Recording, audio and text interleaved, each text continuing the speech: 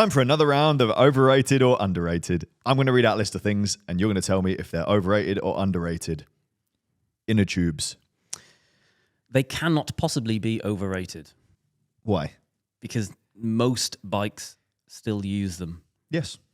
And that means that those bikes can be used, and therefore they can't possibly be overrated. So they're underrated.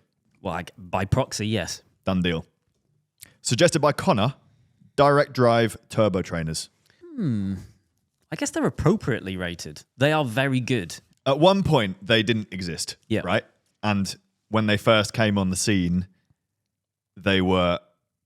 You just looked at them and you were like, what the hell is that? Why is it so expensive? Why on earth would you spend that money? And then you try one and you're convinced. Do you know what it's like? It's like electric gears. You don't need it, but if you can afford it, you should have it.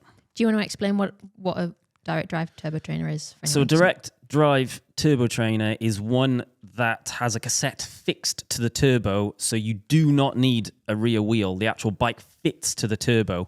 I guess from my experience, the main difference is you get zero slip. Typically on a traditional non-direct drive, your rear tyre will get some form of slip as it's driving the turbo, plus you get additional wear on a tyre. So there used to be a thing called a turbo tyre that was actually basically like a Tannis. It was just like super hardy rubber. Absolutely no one bought one and everyone just used an old tyre instead. Yeah.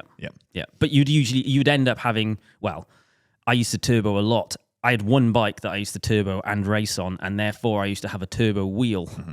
And then you end up buying a wheel that just exists for you to be able to switch it out to put on the turbo. Direct drives don't have that, so even the data that you're getting from the turbo is going to be better and more accurate because you're not losing power as it's slipping on the the non-direct drivey wheelie bit of it. It's an ignorance is bliss situation, isn't it? Yeah, absolutely. You don't realise how much better they are until you try them. But if you've never tried a direct drive turbo trainer and you try a wheel-on turbo trainer, one right next to me, it's great. Yeah. When you first use it, going backwards is a struggle though. Yeah, you don't need it exactly like electric gears, but once you get it, you're like, oh, this is lovely. Yeah. Even going from the expensive 2T to the Flux, is the Flux the one you've got? Yeah. And you have to plug it in. I know. What a task. Can't go backwards like that. It's like from the Stone Ages. It needs power, goddammit. Daytime running bike lights. Suggestion from Cyril. I think they're underrated. I think more visibility is always going to be a good thing. However, what we know about dehumanization of cyclists from drivers, perhaps it actually contributes to you being less human on a bike because you're trying to be more visible. Is that true? Would it count as safety? Would it have the same effects as a high-vis vest? Because I think there would be a difference psychologically in a response from a driver. I don't know enough about the study. No, I'm purely speculating. I reckon I've always lent to the side of I would definitely run lights in the daytime, gets you seen, but you don't look like non-human, as those studies have shown. Whereas high-vis equipment, helmet, that kind of stuff does make you look non-human, according to that study. I guess people are used to cars having lights on, and therefore perhaps a light on a bike... It's not weird. It makes it more of like a motorbike rather than a cyclist that is not human. I'm sure the studies on flashing lights are they're very easy to spot for motorists, and it does increase your safety. It increases your chances of being seen massively, more so than wearing a jacket with some reflective shit on it. So my opinion is underrated. I do it, and I will continue to do it. Mm-hmm. Also, a suggestion from Cyril, carbon wheels with rim brakes. Overrated. Overrated. I prefer alloy braking surfaces. And if I'm going to have an alloy braking surface, there's no point in me having a carbon rim. No. I may as well just have an alloy wheel and an alloy braking surface. I'd rather have an alloy... Well, the best of both worlds is alloy braking surface but carbon fairing. Fairing? Yeah, so you get the best of both worlds. What do you mean by... What's a fairing? Well, you used to buy it... Was it before you were racing? Like, I used to race on deep carbon wheels, but they weren't really carbon. They had an aluminium braking surface. A moment ago, I said that I specifically don't like that. Oh, why? Because they're still heavy as hell. So there's just no point. I may as well just have an alloy wheel that's bomb-proof. But it's faster. But if I'm going to race, and Yeah. I'm racing on rim brakes, I don't care about braking. Yeah. There was a point when everybody raced on carbon wheels in elite level. This is what I'm talking about when we were racing. And nobody could brake properly in the wets. Yeah. So it was fine because there wasn't someone braking like really hard in the middle of the bunch, and the reaction from everyone was the same. Yeah. Then disc brakes started creeping in, and I'd retired from racing at that point, and I'm glad I had. Now it's caught up, and everyone's on disc brakes, and everyone's brakes are the same. But there must have been a midpoint where I imagine it was a bit sketchy. Yeah. I remember when disc brakes started coming through, and the fear was that the disc was going to start like chopping people's heads off. Yeah. Things They like were that. banned in different countries at different times as well, or they weren't allowed by the UCI yet in like events. So I remember a guy from Education First, EF Pro Cycling, turned up to Smithfield Nocturne. Maybe it was called Mr. Porter Nocturne or one of those things, Rafa Nocturne. And he wasn't allowed to race because his bike was disc brake. So there was that weird time where it's like he was allowed to race like in Europe, but not this race because it was British Cycling and they hadn't allowed it yet. I've got another one here as well. Oh, a listener called Carl emailed us with a list he called Overrated, Underrated, America Edition. There's a few here, so we'll run through them quickly. American biscuits. Oh, yes. I've had these when I went to stay with my friend Ian. P.S. They're not scones. Yeah, are they actually not scones. scones? I've never really eaten scones either. You can get sweet scones that have sugar and into the recipe, and you can get savoury scones, which is a basic bread, so it's maybe like a savoury scone. But he's saying they're not scones, so I don't know. If I'm not mistaken, the biscuits that I had when I stayed in New York with Ian, he made us some kind of like stew with biscuits in.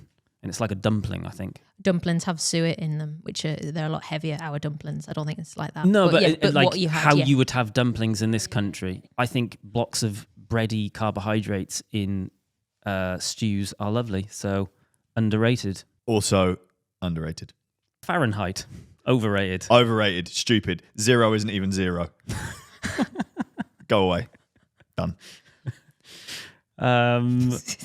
Mile century. What does that mean? Mile century. Do we know what that I is? think the idea that 100 miles is a century, but I think we say the same thing, don't we?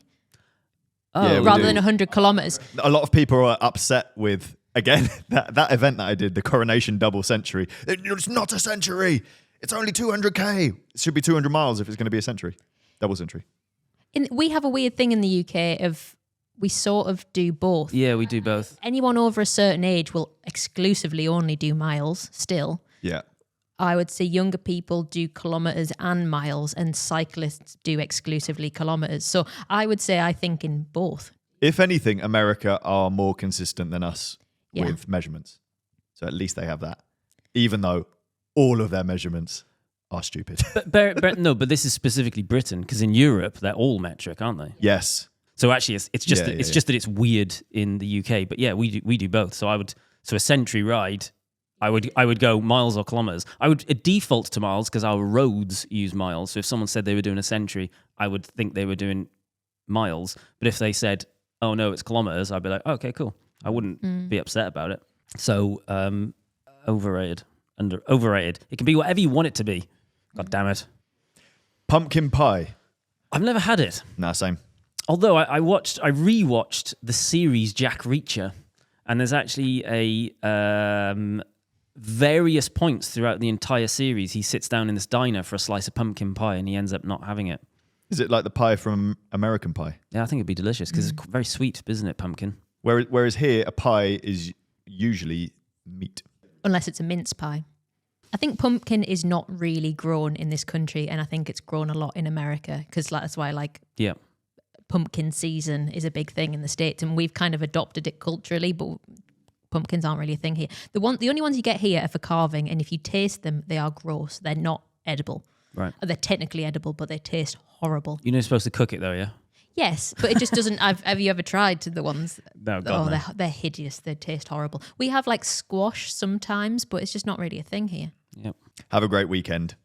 And as it's American Thanksgiving, I'm thankful you all put out great content from Carl. Oh, happy Thanksgiving.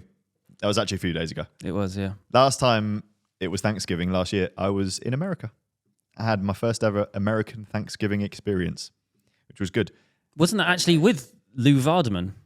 Yes. Yeah, with Lou from earlier in the podcast. Yeah. They made one of the dishes was sweet potato with marshmallows on top, melted. Absolute filth. Yeah.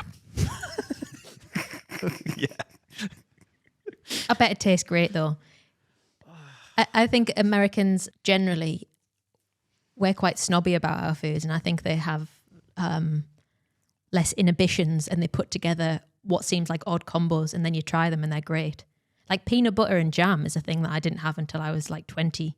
I'd seen it on American TV a lot, and then you try it, it's lovely. But part of the reason for that is that peanut butter only became a thing in this country when you were about that age. That's true, yeah.